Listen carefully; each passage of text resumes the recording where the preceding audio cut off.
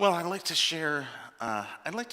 Another story again this week that it's a little bit different. Uh, here's the thing. We tell lots of stories about Jesus healing people, and when we tell those stories, we talk about how Jesus finds someone who is sick, and they make them well. And those are great stories. They're great stories. But I wonder how many stories we've missed out on when Jesus meets people who are broken but they're not sick. They're feeling kind of lost because they're just having trouble being who they are. And I think Jesus would encourage them and say, you just be you. There's something awesome and amazing in just being who you are, because you're perfect just the way you are. And it doesn't matter it doesn't matter that other people might think you're different. You're amazing and awesome just as you are. But I'd like to not stop there. I don't want to stop at the moment where we go, here's Jesus talking to a person who he encourages to think that just because they're different, that's a good thing. That's an awesome thing, and they're perfect just. What about all of the people who thought they were different and thought differently of them because they were different? What are we learning? I think we need to learn that different can be an awesome thing too. That when somebody looks different or dresses different or sounds different or acts different, we should find out more. Not be scared of them because they're different, not think differently of them because they're different, but get to know them, because we might learn something from that.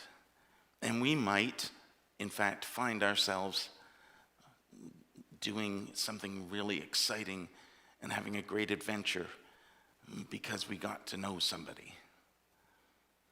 So today's story is about that.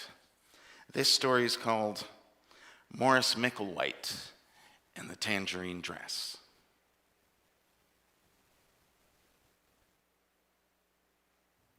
This is a story of Maurice Micklewhite and the Tangerine Dress by Christine Baldacchino with pictures by Isabelle Malenfant.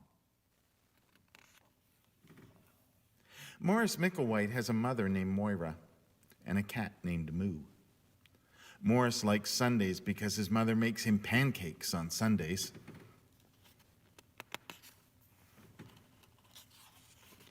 Mondays are great too because on Mondays, Maurice goes to school. Maurice likes lots of things about school. He likes to paint. He likes to do puzzles. He likes the apple juice at snack time and singing the loudest during circle time. Most of all, Maurice likes the dress-up center and the tangerine dress.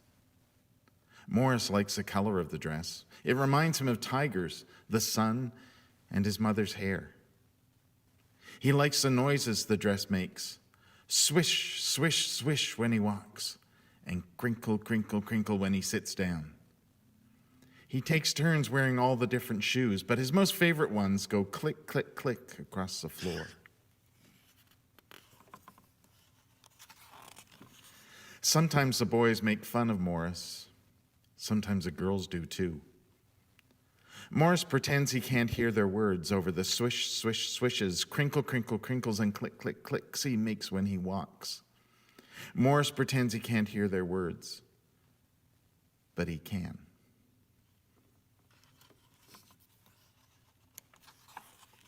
On Monday, Becky tried to pull the dress right off his back. "You can't wear it. You're a boy."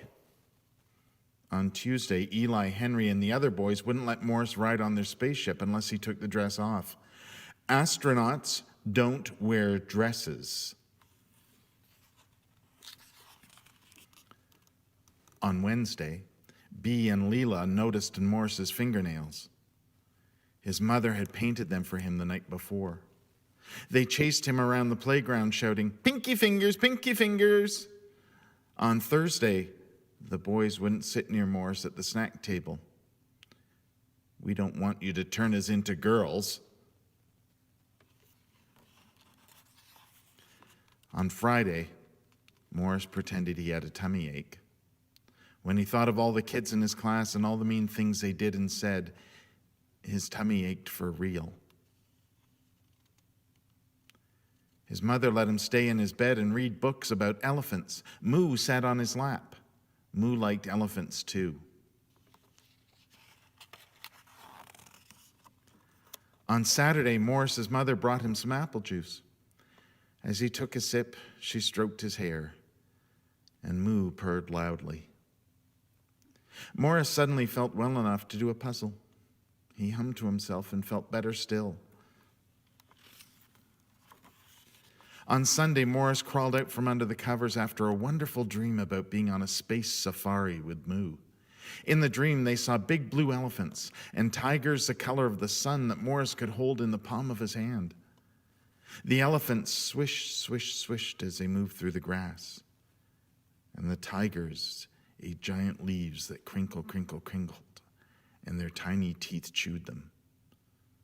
The buttons on the spaceship click, click, clicked under Morris's fingers. Morris wanted to share all the amazing things he had seen. He took out his brushes, put on his smock, and began to paint, using every color he could imagine. He showed his painting to his mother when he was done. He pointed out the big blue elephant, the tiny tiger, the color of the sun, the tall grass, and the giant leaves. He pointed out Moo in his shiny round space helmet.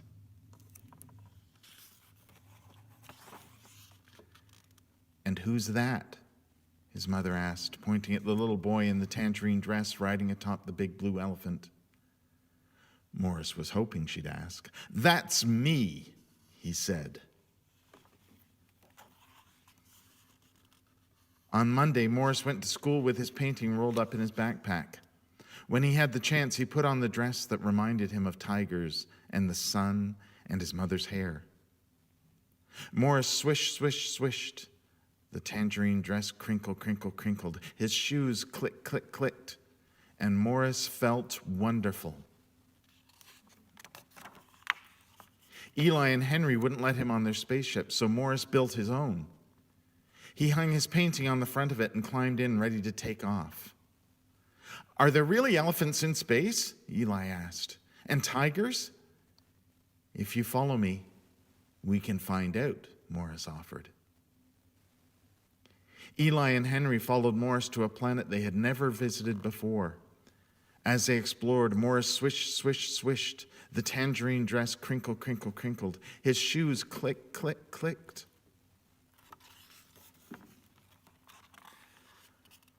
By the time they returned to Earth, Eli and Henry had decided that it didn't matter if astronauts wore dresses or not.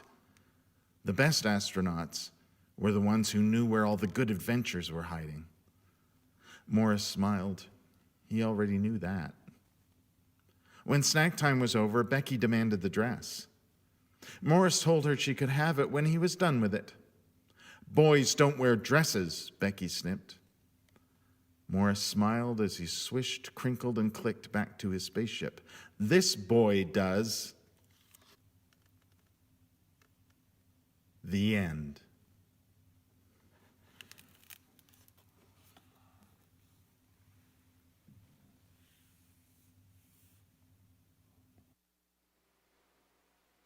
So when I came in the church this morning, this amazing and different looking thing was on the communion table.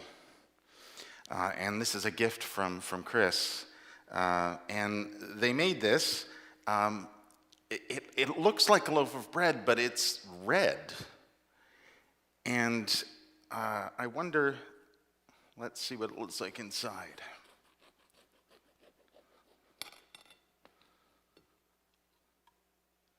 It's a rainbow inside. The thing is, first of all, I have touched this, and now I am going to eat it. I don't have to share because I've touched it. But this is amazing. Here's something that it's a loaf of bread, and yet it looks so different, and yet I bet it also tastes so delicious. Thank you, Chris, so much for this. I wish we were having communion with a room full of people. One day we will, and hopefully we'll have rainbow bread then too. So thanks for this gift. And here's Chris with a song. It's called Forever for Now by LP. Hush, hush, don't say a word. The faint cries can hardly be heard. A storm lies beyond the horizon barely. Don't stop, sweep through the days like children that can't stay awake. Stay here untainted and safe. Stay while the melody's sung, bright like a wave on the run. I do be sure I can't say anymore. I just know that it won't last. For rush, take me away like hourglass sand that never escapes. Stars are born and then die, but carefree.